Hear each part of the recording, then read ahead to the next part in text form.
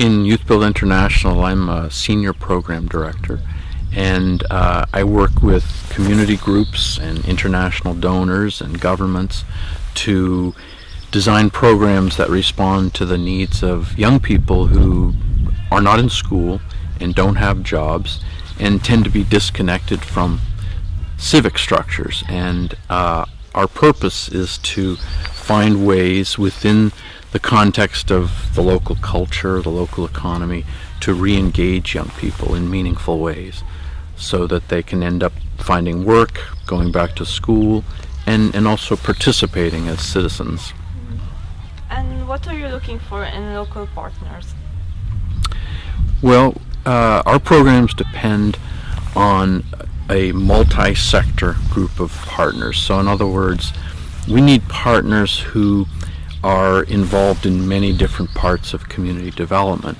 Our programs require skillful youth workers, educators, trainers, strong NGO managers, and obviously we need private sector partners to help us in our training and placement of young people.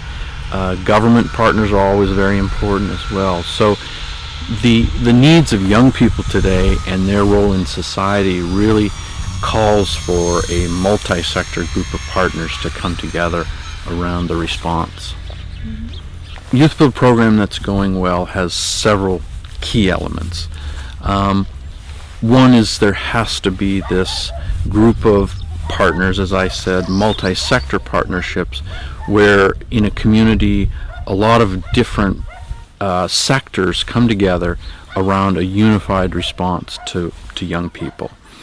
Secondly, there needs to be an understanding that we're trying to connect young people who are disconnected from social and civic structures and reconnect them with the broader community development effort.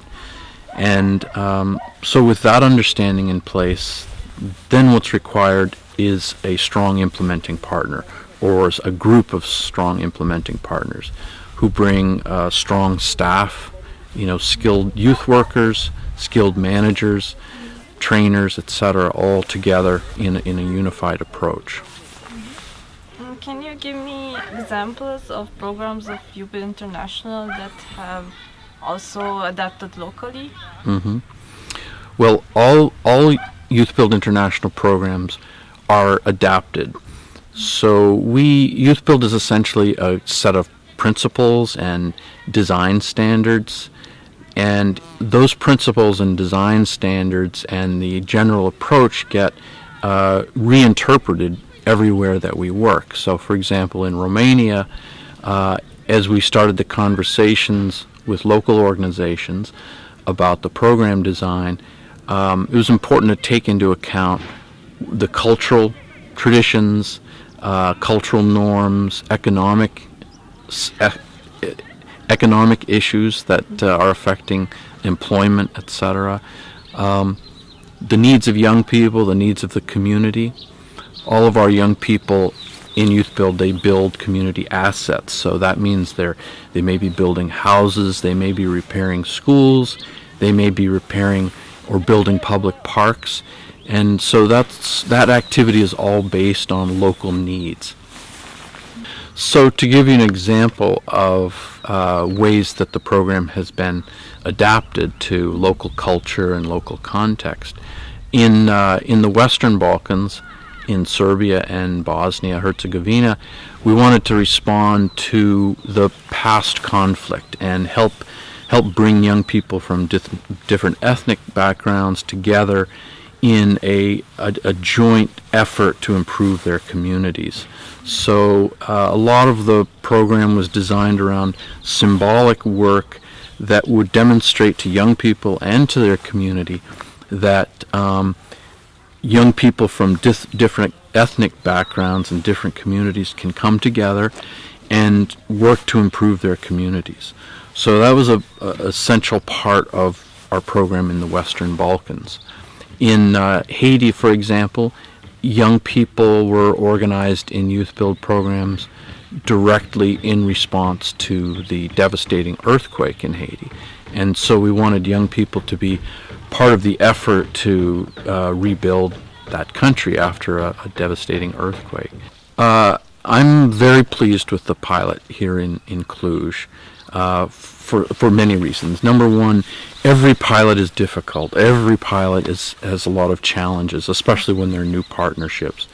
And the pilot here in Cluj has achieved many of the goals that YouthBuild International is looking for. So, for example, 96% of the students in this program passed their Ministry of Education construction certification training. So that's an important outcome from a youth development perspective. This is the first time that we've worked in the European Union.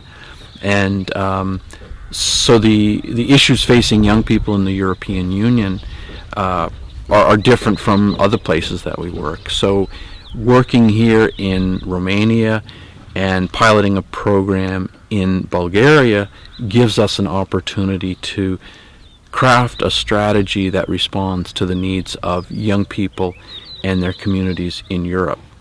If you met a donor who's heard about the YouthBuild program but is undecided, how would you convince him to invest in a YouthBuild program?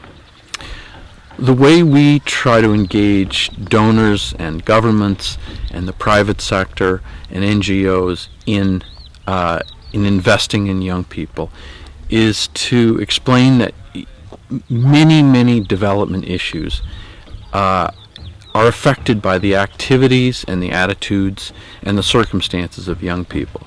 We try to have all of our partners understand how young people fit in the larger puzzle of community development. There's a great return on investment from engaging young people in productive activities so they can become good employees, so they can become tax-paying citizens, they can reduce social costs by getting off of social welfare programs, and young people are what will drive the future economy. So they're also investing in young people can create more productivity, more innovation in economies. And so there is a well-documented return on investment that is available to governments and donors who make their investment into young people.